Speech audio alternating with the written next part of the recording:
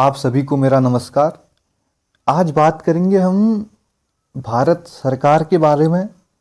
जिस देश में हम रहते हैं वहाँ की इंडियन गवर्नमेंट क्या है, कैसी है, उसके बारे में कुछ बातें करेंगे। तो बात करें भारत सरकार के बारे में तो इंडियन गवर्नमेंट रिपब्लिक इंडिया का राष्ट्रीय प्रशासनिक प्राधिकरण है जो साउथ एशिया में स्थित एक संघीय डेमोक्रेसी है जिसमें 28 राज्य शामिल हैं और 8 केंद्र शासित प्रदेश हैं। कॉन्स्टिट्यूशन के तहत सरकार की 3 प्राथमिक शाखाएं हैं, विधायी, कार्यपालिका और न्यायपालिका, जिनकी पावर कॉन्स्टिट्यूशन द्वारा क्रमशः पार्लियामेंट, प्रेसिडेंट और कोर्ट्स में निहित है। अगर बात करें हम इंडियन गवर्नमेंट की बुनियादी संरचना के बारे में तो भारत सरकार, जिसे भारत संघ भारतीय संविधान के आर्टिकल 300 के अनुसार के रूप में भी जाना जाता है, जो वेस्टमिंस्टर प्रणाली पर आधारित है। वेस्टमिंस्टर सिस्टम एक प्रकार की पार्लियामेंट्री गवर्नमेंट है जो एक विधायिका के संचालन के लिए प्रक्रियाओं की एक श्रृंखला को शामिल करती है। इस कॉन्सेप्ट को सबसे पहले इंग्लैंड में डेवलप्ड किया गया था। वेस्टमिंस्टर सिस्टम अक्सर राष्ट्रपति प्रणाली के विपरीत होता है जो यूनाइटेड स्टेट्स अमेरिका में उत्पन्न हुई थी। केंद्र सरकार मुख्य रूप से कार्यपालिका, विधायिका और न्यायपालिका से बनी है। भारत का राष्ट्रपति राज्यों का प्रमुख और इंडियन आर्म फोर्स का कमांडर इन चीफ होता है, जबकि इलेक्टेड प्राइम मिनिस्टर कार्यपालिका के प्रमुख के रूप में कार्य करता है और सेंट्रल गवर्नमेंट चलाने के लिए जिम्मेदार होता है। दोस्तों, हमारे पार्लियामेंट का नेचर द्विसदनीय है, जिसमें लोकसभा निचला सदन है और राज्यसभा उच्च सदन है। लोकसभा एक अस्थायी सदन है और इसे तभी भंग किया जा सकता है जब सत्ता में पार्टी सदन के बहुमत का समर्थन खो देती है। राज्यसभा एक स्थायी सदन है और इसे कभी भंग नहीं किया जा सकता। राज्यसभा के सदस्य 6 साल के कार्यकाल के लिए चुने जाते हैं। सरकार की कार्यपालिका वह है जिसके पास राज्य की नौकरशाही के दैनिक प्रशासन के लिए एकमात्र अधिकार और जिम्मेदारी है। अगर हम एग्जीक्यूटिव पावर के रूप में देखें तो आर्टिकल 53(1) के अनुसार राष्ट्रपति के पास सभी कॉन्स्टिट्यूशनल पावर्स हैं और वह सीधे या अधीनस्थ अधिकारियों के माध्यम से उनका प्रयोग करता है।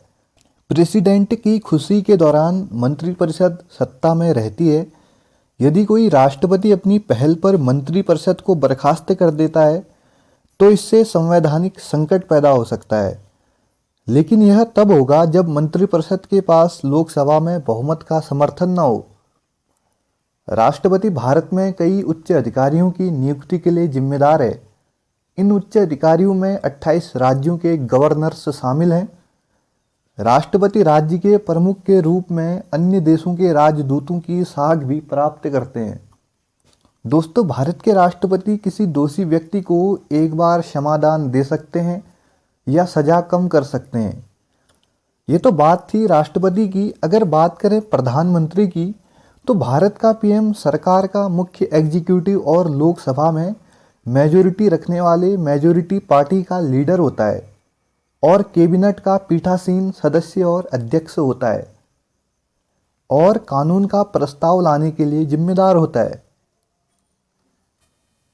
लेकिन प्रधानमंत्री के इस्तीफे या मृत्यु से मंत्रिमंडल भंग हो जाता है। दोस्तों, यह सरकार की वह कार्यपालिका है जिसके पास राज्य की नौकरशाही के डेली एडमिनिस्ट्रेशन के लिए एकमात्र अधिकार और जिम्मेदार है।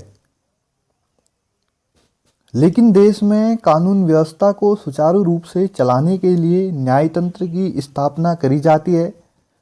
लेकिन भारत की स्वतंत्र संघ न्यायिक प्रणाली अंग्रेजों के अधीन शुरू हुई। भारतीय जस्टिस सिस्टम में स्टेट्स और यूनियंस दोनों स्तरों पर एकात्मक प्रणाली शामिल है। न्यायपालिका में भारत का सर्वोच्च न्यायालय, राज्य स्तर पर उच्च न्यायालय और जिला स्तर पर जिला न्यायालय है। भारत का सुप्रीम कोर्ट, जो आप जानते हैं, नई दिल्ली में स्थित है। सुप्रीम कोर्ट इंडिया के कॉन्स्टिट्यूशन के तहत सर्वोच्च न्यायिक मंच और अपील की अंतिम अदालत है। यह नागरिकों के फंडामेंटल राइट्स को प्रोटेक्ट करता है और देश में विभिन्न सरकारों के बीच विवादों का निपटारा करता है। हाल ही में सुप्रीम कोर्ट ने उन मामलों पर विचार करना शुरू कर दिया जिनमें बड़े पैमाने पर जनता का हित शामिल है, जिसमें किसी पर्सन या ग्रुप ऑफ पर्सन द्वारा कोर्ट के फिलिंग काउंटर पर एक रिट याचिका दायर की जाती है, जिसे जनहित याचिकाओं के रूप में जाना जाता है। जिस प्रकार आर्टिकल 1 में कहा गया है कि भारत राज्यों का संघ है, अर्थात कई प्रकार के राज्यों से मिलकर भारत देश का निर्माण हुआ है और उन्हीं राज्यों में स्टेट गवर्नमेंट शासन करती है, जिसमें चीफ मिनिस्टर राज्य सरकार का प्रमुख होता है। स्टेट गवर्नमेंट वह सरकार है जो गवर्नमेंट के संघीय रूप में किसी देश के उपखंड को नियंत्रित करती है। और राज्य सरकार व केंद्र सरकार के अलावा सरकार का तीसरा स्तर भी है, जिसे स्थानीय सरकार भी कहते हैं। इसमें ग्रामीण क्षेत्रों में पंचायतें और शहरी क्षेत्रों में नगर पालिकाएँ शामिल हैं, जो प्रत्यक्ष रूप से जनता द्वारा चुने जाते हैं। लेकिन दोस्तों, किसी सरकार को चलाने के लिए चाहे वह ऊंचे स्तर पर हो या निचले स्तर पर, मुद्दों का अहम रोल होता है, जिसमें करप्शन मेन है। जैसे मैं आपको ले चलूं 2010 में, तो उस समय राष्ट्रमंडल खेल घोटाला हुआ लगभग 70,000 करोड़ का, और कोयला खनन घोटाला जो लगभग 1.86 लाख करोड़ का था। इसे तो मीडिया में कोलगेट के नाम से भी जाना जाता है। और आदर्श हाउसिंग सोसाइटी घोटाला, अगर बात करें आदर्श हाउसिंग सोसाइटी स्कीम की, तो भारत के रक्षा मंत्रालय के द्वारा युद्ध विधवाओं और कर्मियों के कल्याण के लिए कोलाबा, मुंबई में प्रमुख अचल संपत्ति पर निर्मित एक 31 मंजिला इमारत है। इस सोसाइटी में कई रसूखदारों और नेताओं से लेकर अधिकारियों तक ने कई नियमों को तोड़ने की कोशिश करी और खुद को इस सहकारी समिति में बाजार से नीचे की दरों पर फ्लैट अलॉटेट किए। इस घोटाले का खुलासा नवंबर 2010 में हुआ था, जिसने उस समय के महाराष्ट्र के मुख्यमंत्री अशोक चव्हाण को इस्तीफा देने के लिए मजबूर कर दिया। देश में भ्रष्टाचार पर आंकड़े एकत्र किए जाते हैं, जिनमें सुधार की आवश्यकता है। तो दोस्तों, ये इंडियन गवर्नमेंट के कुछ मेन पहलू थे जिनसे हमारी इंडियन गवर्नमेंट चलती है। और भी ऐसी बातों को सुनने के लिए चैनल को सब्सक्राइब और लाइक ज़रूर करें। धन्यवाद।